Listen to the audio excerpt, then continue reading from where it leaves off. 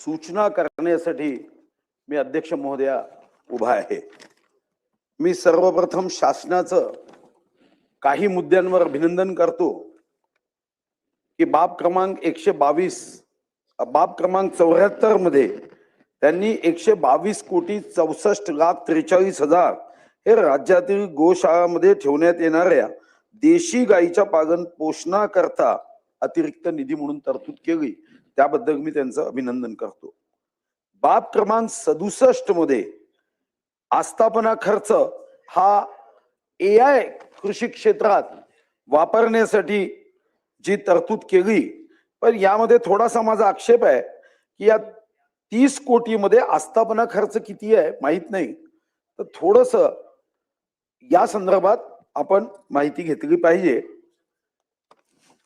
कर्जमुक्तीच्या संदर्भात कृषी मंत्री महोदय 30 जून ही तारीख तुम्ही दिली आहे आणि मला विश्वास आहे की मा दोन आईचं प्रेम तुमचं शेतकऱ्यांवर राहणार आहे आणि तुम्ही हा म्हणजे डबल मा आणि म्हणून तुम्ही 30 जून 2026च्या अगोदर कर्जमुक्ती देण्याच्या संदर्भात निर्णय कराल हा माझा विश्वास आहे।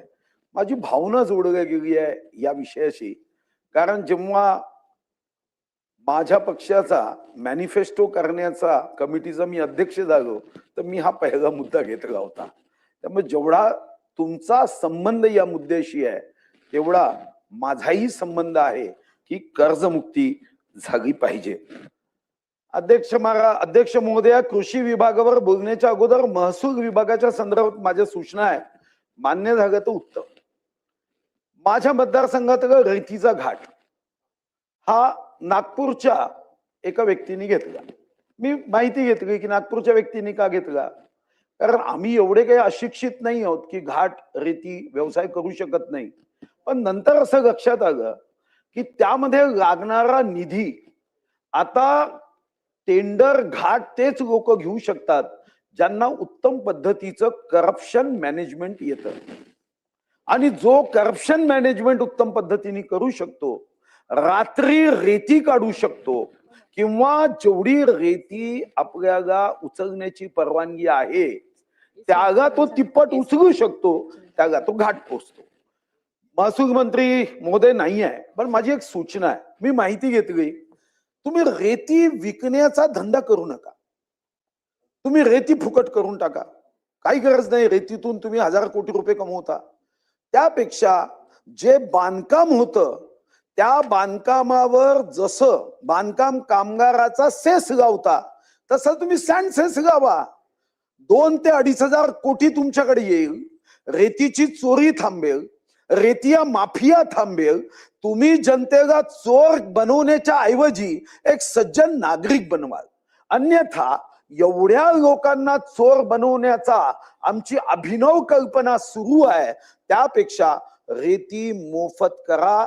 काही राज्यांमध्ये रेती मोफत आहे, त्याचा फायदा पोलिसांवर ताण येत नाही, किंवा मग दुसरा मुद्दा करा, कारण तुम्हाला रेती मोफत करायचीच नाही आहे तर ती मोफत केली पाहिजे, तयार केलं पाहिजे, आपल्याला किती ब्रॉस रेती काढायची आहे आणि नियंत्रण केलं पाहिजे, आणि त्याचा सेस बांधकामावर करा ना जेव्हा नकाशा येतो। किंवा दुसरी सूचना अध्यक्ष महोदया, की तुम्हाला मी वारंवार पत्रा माध्यमातून इतर माध्यमातून सांगताय की बेरोजगार आहेत त्यांना एक नवीन व्यवसाय, गाडी पकडली की गाडी 7 दिवसात त्याच्या मालकीची करा।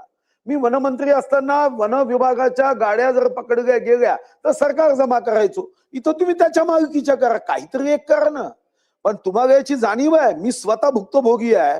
माझ्या निवडणुकीत रेती माफियांनी पैसे देऊन मला पाडायचा प्रयत्न केला, ही काय पद्धत आहे?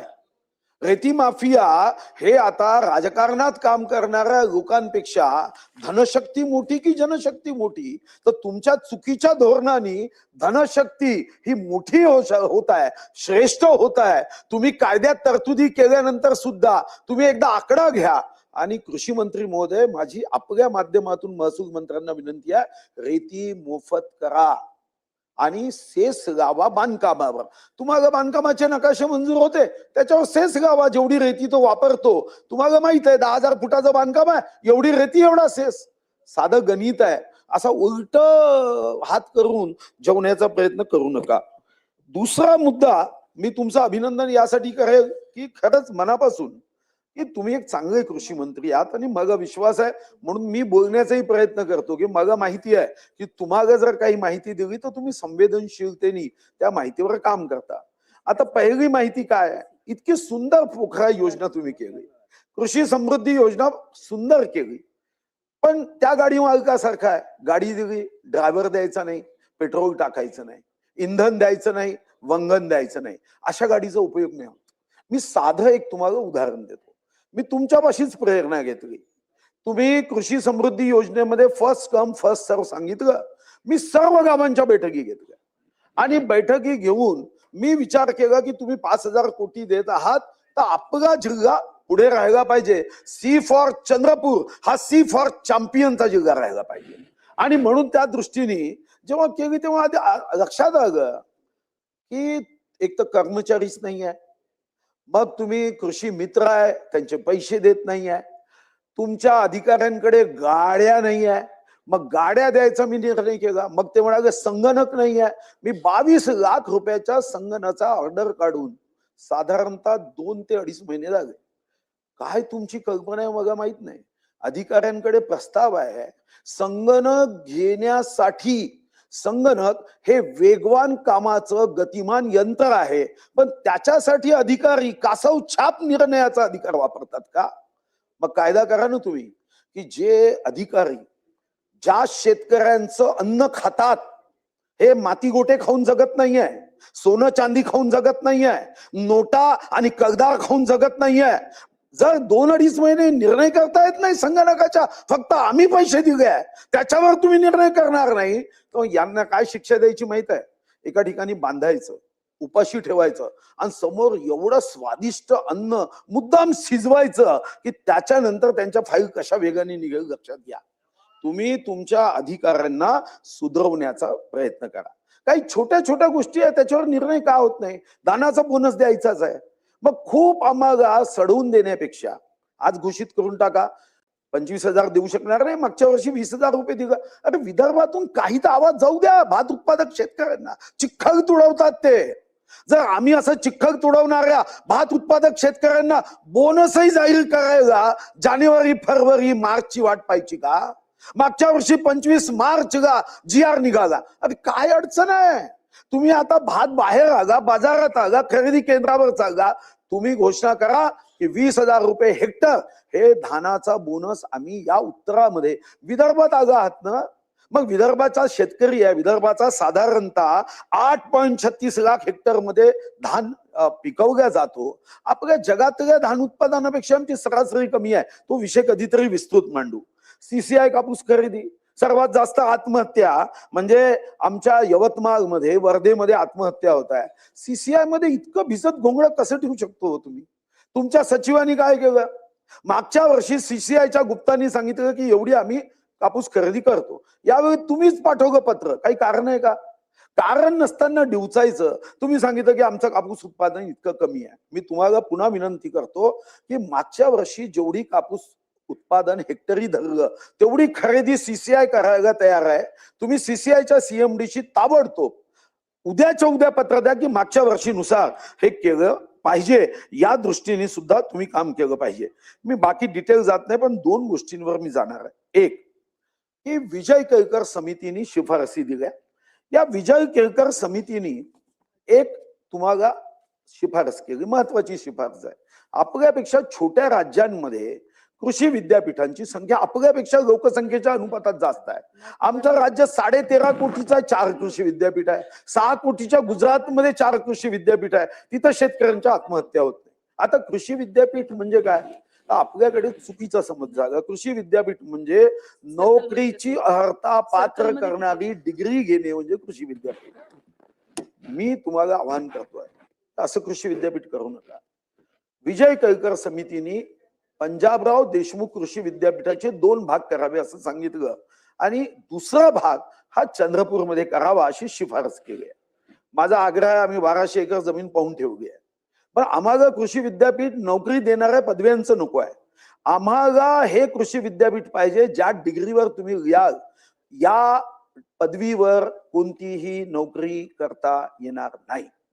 आणि आम्हाला इन्व्हेन्शन, इनोव्हेशन, संशोधन, मग ज्याच्यामध्ये कृषी हवामानाचा सल्ला असेल, पीक पद्धतीचा बदल असेल, उत्पादनाचे योग्य मूल्य असेल, कर्जमुक्ती आणि आर्थिक मदत, यामध्ये भीक नको, सहानुभूती नको, आम्हाला संधी द्या हा भाव असेल, सामाजिक, मानसिक आणि राजकीय इच्छाशक्ती जिथं असेल, असं आम्हाला कृषी विद्यापीठ पाहिजे.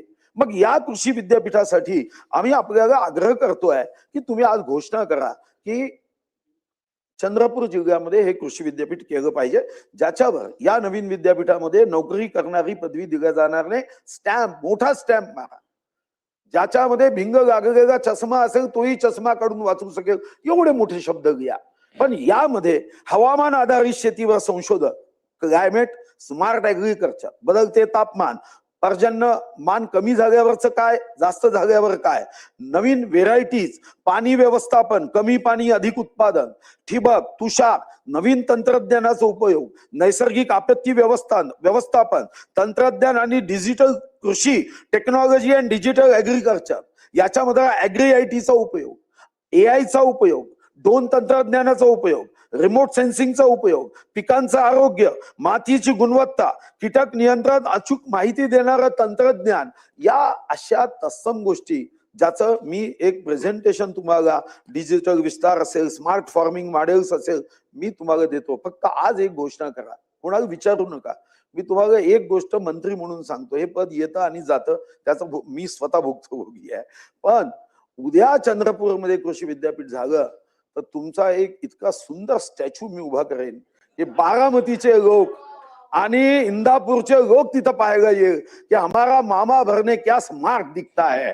पण त्यासाठी स्मार्ट निर्णय करावे लागतात आणि त्यासाठी कृषी विद्यापीठ हे आपण घोषित करावं अशी, आणि विजय केळकर समितीचा जो अहवाल, याच पूर्व विदर्भ आणि विदर्भाच्या अनुशेषाच्या संदर्भात सत्यशोधन समितीने दिलेला अहवाल आहे. बाकी तर अटीवर आपण नंतर बघू, पण आज ही अट मान्य आहे असं सांगून विदर्भाचं जे मीठ तुम्ही 3-4 दिवस खाल्लं, त्या मिठाला जागा, त्या मिठाला तुम्ही जागा आणि चंद्रपूरला तुम्ही हे कृषी विद्यापीठ द्या. आणि मी तुमचं रोज एक अभिनंदन पत्र 365 दिवस पाठवेन. धन्यवाद. सन्माननीय सदस्य